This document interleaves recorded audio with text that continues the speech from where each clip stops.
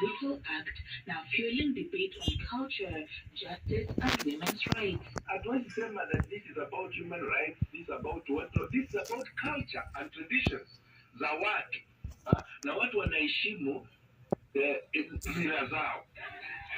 According to Section 250 of the Penal Code, any person who unlawfully assaults another is guilty of misdemeanor and is liable for imprisonment. Various legal instruments, including CEDAW, have also outlawed the assault on women based Yoruba ethics. DCI boss Amin Mohammed has confirmed the arrest of 3 suspects in connection with the brutal assault on Melen Mogaka. They have been identified as Lamek Osoro, Robert Sarudi, and Bismarck Sarudi, and will be arraigned to face charges regarding the assault. Laura Otieno, Citizen TV. No, such an unfortunate incident. There is certainly hope that the security system will work and ensure that justice is served for her. Let's talk about something else here. And ahead of next week's tour of Mount Kenya, President William Ruto on Monday held a crucial consultative meeting with leaders from the region. Now, the meeting was attended by Deputy President Professor Kithure Kindiki, governors from Mount Kenya region, several cabinet secretaries, and principal secretaries as well. Sources in the meeting said that the leaders took stock of a number of stalled projects in Mount Kenya region and appealed to the president to expedite their revival. Leaders from the region also took issue with the recent increase in water tariffs in most counties within the region. Said in a brief that the leaders also discussed development projects aimed at accelerating growth, addressing local needs, and ensuring that all Mount Kenya residents benefit from the government's agenda.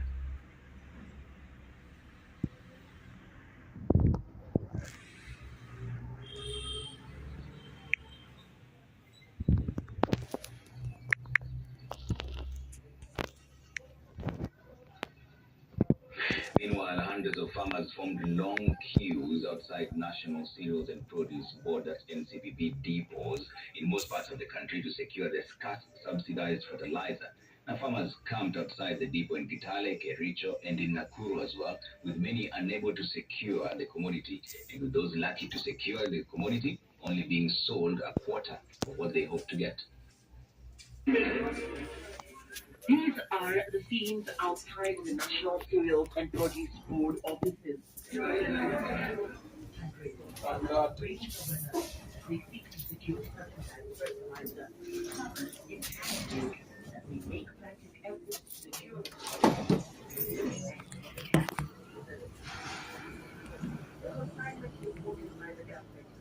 07 69 45 70 88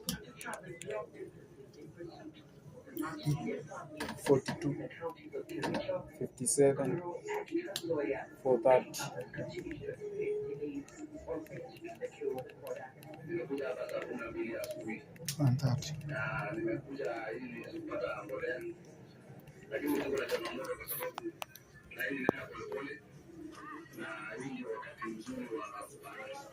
in the Kuru County, others receive fertilizer the NCPB stating that the rationing was meant to ensure that the people would get the fertilizer.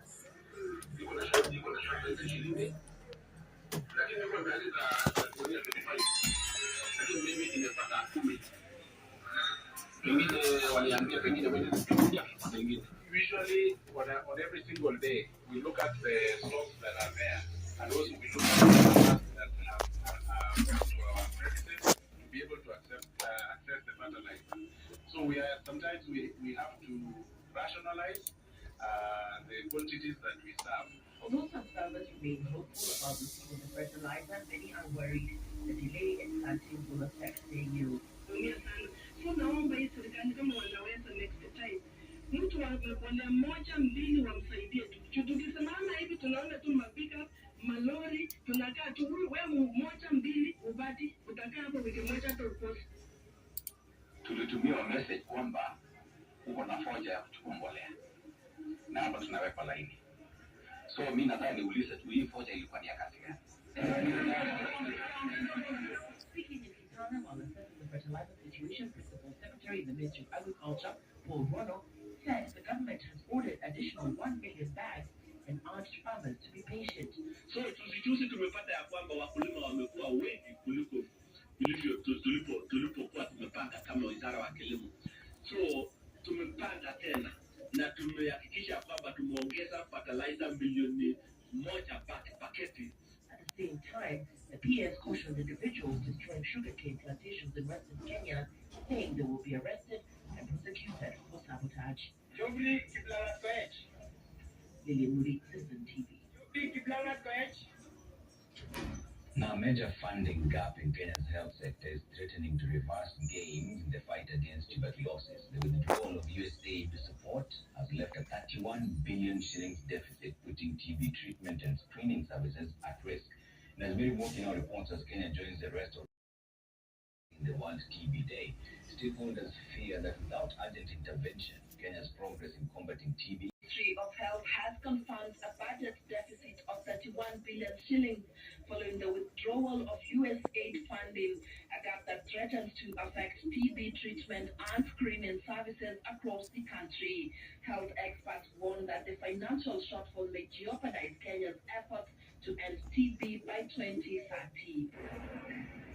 The World Health Organization says that while TB is preventable and curable, millions still fall ill due to inadequate healthcare access and funding. The burden of TB was immense, with over 10.6 million individuals falling ill, leading to 1.2 million deaths worldwide. Stakeholders have called on the government to move swiftly in addressing the funding crisis, emphasizing the need for increased domestic investment and public-private partnerships to sustain TB programs. But I want to believe those changes are for good, because they are forcing us to step back and ask ourselves, what do we have that we can commit, that we can invest, and that we can use to deliver? We are decreasing our funding, more so from USAID. Nairobi County is among the most affected counties in the Republic of Kenya. We are losing close 1 billion in funding directly to the county government. The Ministry of Health has assured the public that it is exploring innovative ways to fill the financial gap, including public-private partnerships.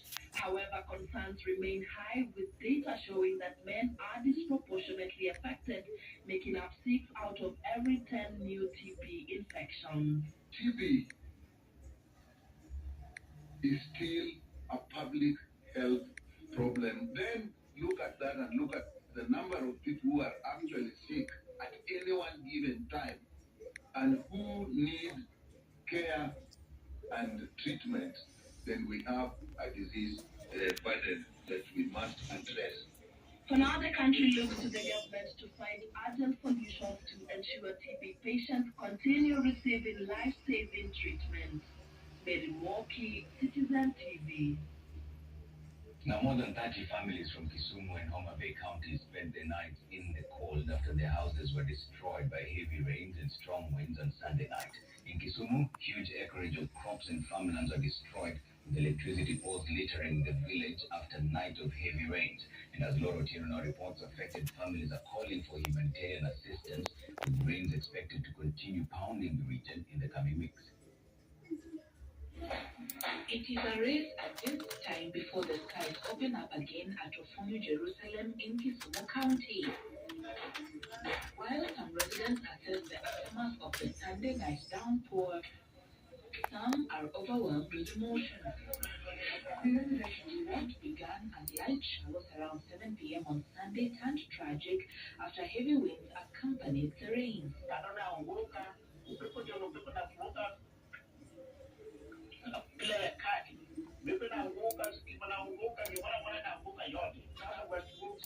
Mabati ikararuka, tukashindwa kurogota. Vitu vyake nilikuwa kwa paa, mattress, godoro zingine zikaenda kabisa zikapotea. Tens of acres of farmland have also been laid to waste, leaving residents with no means to fend for themselves. Hiyo mvua alikuwa mvua kali sana, lakini hapa kwetu karibu ni hata mimi nashangaa. Kama mvua ananyesha, kila kitu anaharibu kila kitu. Kama serikali anaweza kutengenezea sisi mtaa, anaweza kuwa kitu kizuri sana. In Homa Bay County, 17 families were also rendered homeless due to the heavy rains. Affected residents were drawn from 3 villages in Rangwe and property of a non-violent destroyed. With the weatherman predicting a few more days of heavy rainfall and strong winds, affected residents are now appealing for intervention from the disaster department from both levels of government in order to enable them regain their livelihoods. Laura Otieno, Citizen TV, at Ofunyo, Jerusalem, Kisumu. All right, on that note, we're taking a quick break. When we come back, we still have a few more stories to run by you, and then we'll have a conversation with Mule Musa, who is the national coordinator ELOG. ELOG is the Elections Observation Group. They address concern about voter register having more than 1 million dead people, but also the IBC selection panel has started a 33-day marathon of vetting and interviewing. First 11 for the IBC chairperson position, and another 105 for commissioner's position. We'll come back in just a bit. Stay with Monday Report.